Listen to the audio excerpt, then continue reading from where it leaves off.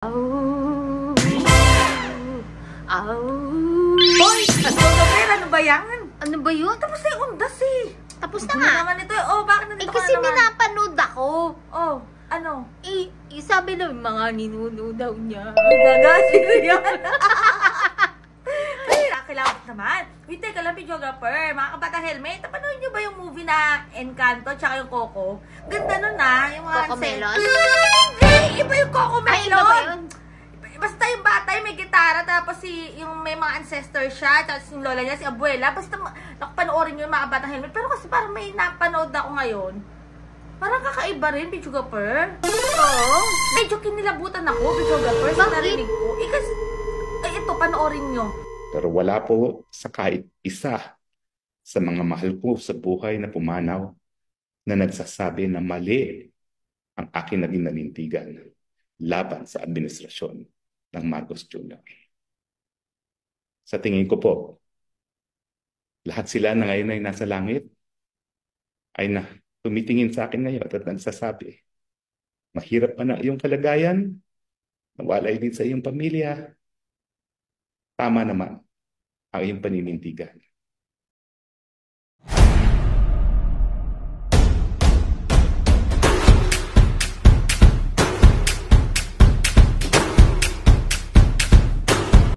Siyempre po, bisperas na po ng Undas 2024. Alam niyo po, medyo malungkot ako, no? Kasi alam niyo po, sa Pilipinas, nag-iisa lang ako. Lahat po ng mga kapatid ko, ating mga kamag-anak ay nasa Amerika. So kapag undas, ako lang po nag-aalaga ng mga puntod ng aming mga minamahal sa buhay. At napakadami naman po nilang nandoon sa aming puntod, no?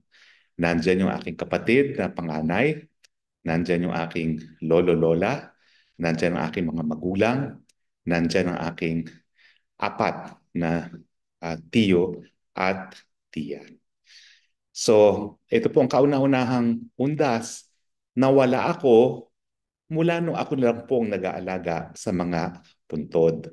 Dati-rati naman po, nag-aral ako sa Amerika, nag-aral ako sa Inglaterra, pero ang tagapag-alaga po ng aming puntod ay yung aking tiya, yung dating piskal, dating huwes na matandang dalaga.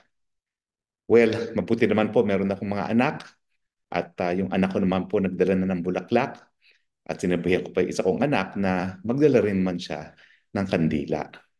So malungkot po na sa kauna-unahang pagkakataon, yung obligasyon ko sa aking mga mahal sa buhay na pumanaw na, hindi ko po magagampanan.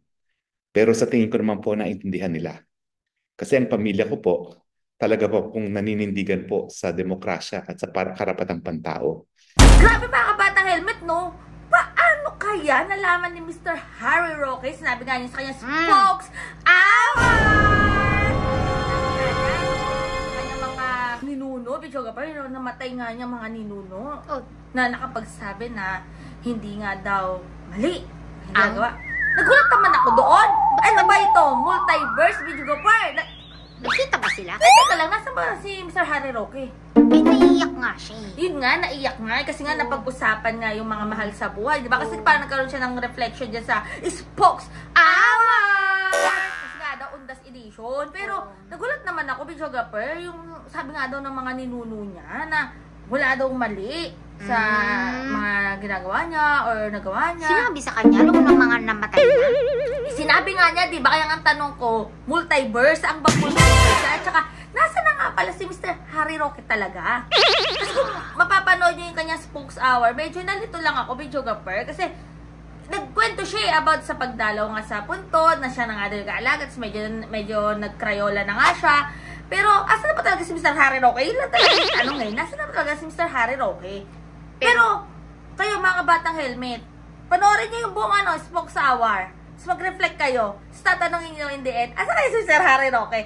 Ito ka pa. Nagkausap sila. Ninuno niya. Di ba nga sabi nga niya, no? Sabi nga niya, wala nga daw Kaya nga sabi ko nga, saang multiverse ba yan? Baka naman sa tabi-tabi. Kasi baka videographer nagparamdam. Baka nga nagparamdam or nagpakita sa panaginip niya, videographer. Kasi di ba nga sabi na, yung mga ninununga daw natin na namatay na, minsan daw nagpapakita daw yan sa panaginip. Minsan nagre-remind yan kung tama pa ba yung ginagawa mo dito sa lupa, ano yung mga, baka nga doon, inano siya. Konsensya ba? Hindi ko alam mga batang helmet, pero di ba sabi nga, di ba, wala nga daw mali sa, Saan? ginagawa nga niya. Walang mali. Sabi, di ba? Di ba nga, dati nga siyang antay, Oo nga eh. tapos naging pro. Nagulat ako kasi dati, ang pagkakilala ko talaga kay Mr. Harry Roque, videographer, talagang defender siya ng human rights Oo. regarding lalo na sa martial law. Against siya ng martial Against law. talaga siya. Tapos, ito, in the long run, parang Unity. nag-iba na. Ha? Uniteam. Nag-unity na. O, tapos, Nag- LQ na. Oo, tapos biglang napunta na siya kay Tatay Diggs. Oo, Diba? yes! Parang ayaw niya kay Marcos. Tapos biglang nagkaroon ng unity team. Tapos naghiwalay yung dalawa. Napunta naman siya kay Tatay Diggs. O, diba? Abangan natin mga susunod na kabanata saan lilipat naman si Mr. Harry Roque. Pero, asa na kaya talaga si Mr. Harry Roque? Isang mga safe kabatang- house. Safe house? Iba naman yan. Iba ba yun? Iba naman yung safe house na yan. Videographer sa OVP O naman. sige, ibang rest Wow. house. Rest house? Wala na yata yung sa Tuba, diba?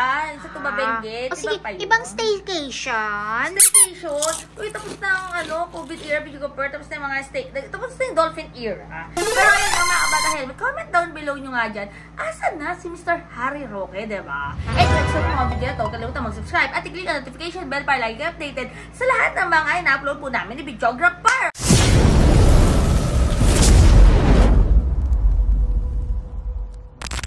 Diba? Hindi naiyak nga siya. Kasi Uy, pero hindi nga daw niya kasama ang medyo naiyak talaga si Mr. Harry Roque, mga Wawa kabatang naman, helmet. oy. Pero kasi syempre, di ba, tao lang tayo, mga batang helmet, tao lang din si Mr. Harry Roque. Syempre, nakakaramdam din niya ng panigurado, ng lungkot.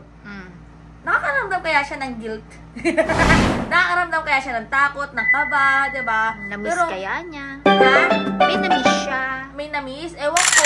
Pero ewan ko talaga kung nasan talaga si Mr. Harry Roque. Kasi nung pinanood ko talaga yung kanyang Spokes Hour Undas Edition, ang naging tanong ko lang talaga, asan na kaya talaga si Mr. Harry Roque, mga kabatang At helmet? paano niya nakausap yung mga namatay niyang mga ninuno? Kaya nga, at nagkaroon ng confirmation talaga na tama naman daw yung ginagawa niya. Stay happy, stay healthy, stay safe as always. Sabi nga sa bahay niya, nag-helmet din ang mukya. Keeps getting better every day. God bless everyone. Bye!